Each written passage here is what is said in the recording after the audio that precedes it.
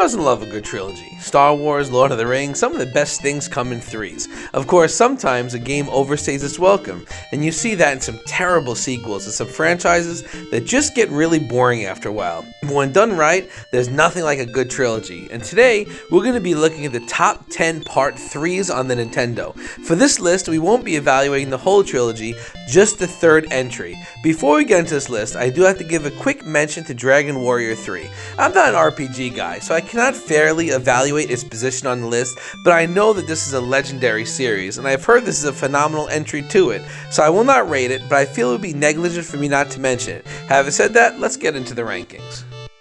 In 10th place, we have Ikari 3 The Rescue. This is kind of a weird game. Most of you probably know about the original Ikari Warriors. It was a pretty legendary arcade game that had a legendarily bad NES port. It was an overhead shooter, similar to Commando, that had you tapping ABBA every 15 seconds or so in order to succeed. The second game stuck to this formula. You were just fighting like monsters and aliens in outer space or something. I don't know, it was weird, but I liked it as a kid. The third entry takes the franchise and turns it into a beat 'em up. You start off by rolling a tank into enemy territory, they blow it up, and you get out and just start punching everything. It's a simple beat 'em up, and you get unlimited continues, so it's a pretty quick playthrough, but enemies attack you pretty relentlessly, and it's fun to just punch them across the screen. When you get to a boss, a machine gun magically appears in your hands, and play then kind of feels like the older games. The whole thing is just a weird design decision, and I have to say the shooting in the boss fights is tighter and smoother than the other entries in the series, which makes me wonder why they didn't just stick to the run and gun formula established in older entries. Regardless, it's a pretty fun game and worth checking out if nothing else for the curiosity of it. At 9th place, we have Adventures of Lolo 3. This is such a fun little puzzle series. It has you playing as a blue puffball, trying to solve a number of really complex single-screen puzzles. I always feel like when I play this series, it doesn't feel like it was made during the Nintendo era. It kind of has like a modern indie game feel to it. It's mechanically very solid, with very simple and intuitive gameplay mechanics that are really easy to understand, but hard to master. You go around and collect all the hearts littered around each single screen stage. Once you do, the treasure chest opens. You collect its contents, the monsters die, and you proceed to the exit. Of course, it's not that simple. There are blocks to move, enemies to avoid, and maneuvering everything just right can get very complex very quickly. I'm not great at puzzle games, so I definitely struggled on some of these levels, and there are 100 of them to play through, so lots of content and lots of time staring blankly at the screen, wondering what the heck you're supposed to do next in order to proceed. The formula introduced a few new elements like boss fights and flexibility in the order you tackle levels, but the solid puzzle gameplay that works so well in the first two games is more or less the same here. Definitely check this one out if you like puzzlers. It has aged wonderfully, and the Lolo series is one of the most solid and underrated series on the system in my view. I love the Adventure Island series. I covered the first one in my episode about hard games that don't get enough credit for being hard. It was a fantastic and brutally difficult game that was well made but mechanically simple. The series really expanded in the second game as it added rideable dinosaurs with different powers into the mix. It was a huge expansion and in my view is one of the best sequels on the system. The third game doesn't do too much differently than the second. It almost feels like an expansion in some sense, but that's not a bad thing.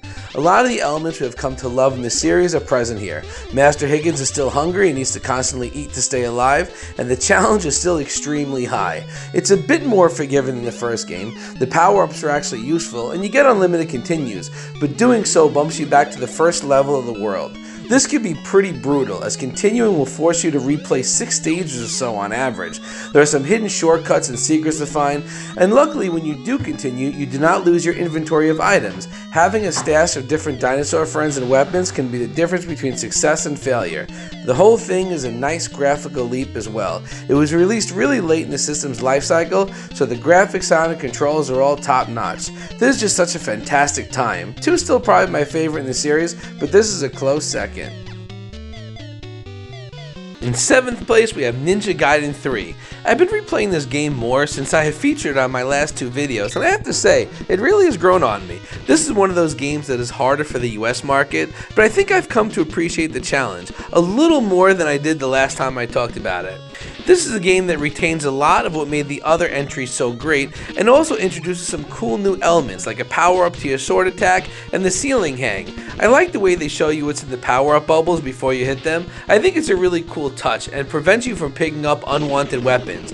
I don't have the nostalgia for this game as I do the other two, as I didn't really play it till much later in life, but taking its own thing, it's a great game. It may seem kind of low on the list, but that is more of an indication of how amazing the rest of the list is, more than a negative about this game. Batman Returns is unique on this list, as the only game without the number 3 in its title, but it is the third entry in the Batman games for the Nintendo, so I thought I would include it. It's also a game I have never played until now. It has been on my backlog of games I've wanted to play for decades, so this list seemed like a perfect time to finally give it a shot. I gotta tell you, after finally playing it, it's an awesome game, and I wish I played it sooner. It's a beat 'em up. Most of you probably already know that there's a Super Nintendo version of this game, and while this game is not as good as that, it still holds its own as a really well-made 8-bit beat 'em up. The arsenal of moves is pretty simple. You get your punch combo, a slide attack, and a jump kick, along with some limited use batarangs, which really should just be safe for the bosses.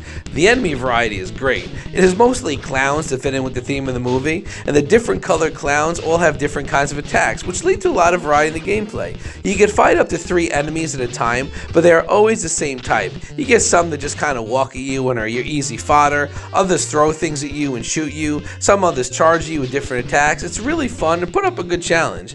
Every level ends in a boss fight. They seem really difficult at first, but once you learn their patterns, they're not too bad. If you die on a boss, you are taken back to the beginning of the stage, so that can be pretty rough. You get unlimited continues, but some of the backtracking could be nightmarish, especially the last level. It took me a really long time to get the Penguin's pattern down. He's not as hard as the Joker in the original Batman, but he was rough, and each time you die, you have to replay the whole stage before it, which is just sliding around ice, fighting off mobs of every enemy in the game. I'm glad I finally got a chance to play this game. I don't think anything could ever top the original Batman, but as far as Part 3s go, this one is pretty terrific and well worth playing, even if you've already played the superior Super Nintendo version. This is going to be kind of an unpopular opinion. I know many consider Mega Man 3 to be up there with the best of the original Mega Man games, but it's actually my least favorite of the NES games. I do appreciate the challenge, as it is pretty difficult, but I just feel like the endgame with the shadow bosses kind of just drags on too long. That doesn't mean it's not a great game and worthy of the high spot that it gets on this list.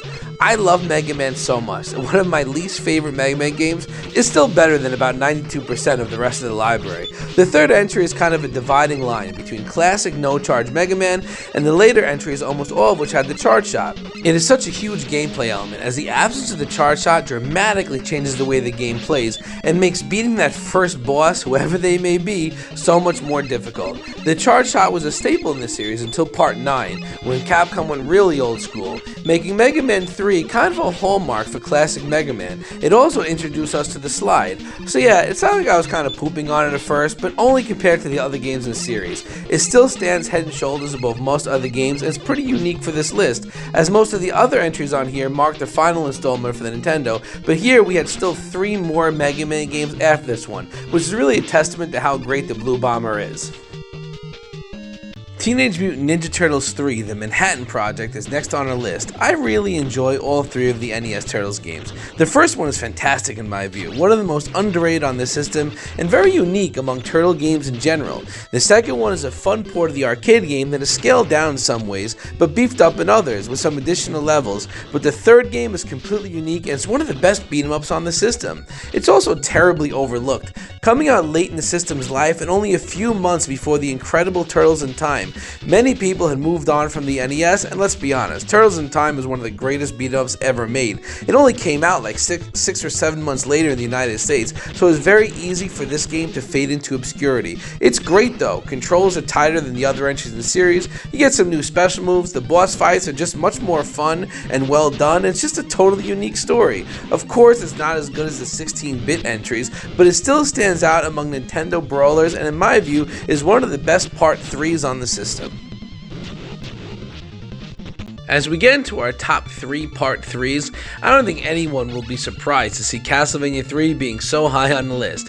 To me, this game does what every sequel should strive to do. Take the basic framework laid out by its predecessor, refine it to perfection, and add enough new gameplay elements to keep it interesting. It was not too long after this game that the series switched to a much more Metroidvania focus, but even with the release of Bloodlines and Super Castlevania 4, this game is still easily in the running for the best linear Castlevania Castlvania ever made. It introduces multiple branching paths, which adds a lot of replayability, as well as a few new characters, all with their own strengths and weaknesses that are a ton of fun to discover and use. They add a ton to the gameplay, where there's just wrecking bosses with Slifer's powerful magic, cheating some of the platforming Grant, or just straight skipping sections with Alucard's bat farm. But you are going to need all the help you can get, because this game is incredibly tough. One of the hardest on the system in my opinion, but it is also incredibly rewarding, a ton of fun, and there are lots of great reasons to keep going back to it. I know, everyone hates this game but me. I want you to know that I will not be offended if you flame me in the comments for rating this game so high. But if you watch my channel regularly, you also know how much I love the NES port of Double Dragon 3.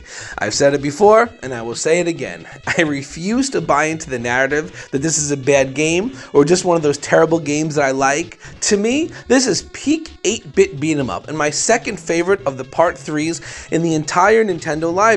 The combat here is rock solid. You have a great moveset that is fun to use, and the sound effects give your hits a real oomph. It just never gets old, tossing people by their head. The spin kick is incredible, and all the weapons are really satisfying, even if they are limited use. You also get additional characters that you can switch between anytime with completely different playstyles. The beefy Chin has a large health bar and punches like a truck. Meanwhile, Renzo is fast and attacks with a sword. Not many beat-em-ups in this era had playable characters that felt different. It was a huge innovation and added a lot to the gameplay. Yeah, the game is difficult. Cry about it. This is a Nintendo game. Most of them are difficult. I know. You only get one life, but that's not even true. It's only true for the first 2 levels. After that, you get extra lives in the form of extra characters, and this is the only entries in the series that lets you continue after you die on the last level, at least one time, which is still one more than Double Dragon 1 or 2. So yeah, I'm gonna stand by my ranking, but feel free to tell me why I'm wrong in the comments. However, as far as I'm concerned, 8-bit brawlers just don't get much better than Double Dragon 3. Okay, I know that last one threw you all for a loop, but I think it's safe to say that everyone saw this one coming from the second you clicked on the list. Super Mario 3 is definitely the best Part 3 on the system. It also might be the best game on the system, as well as the best Part 3 in all of gaming history.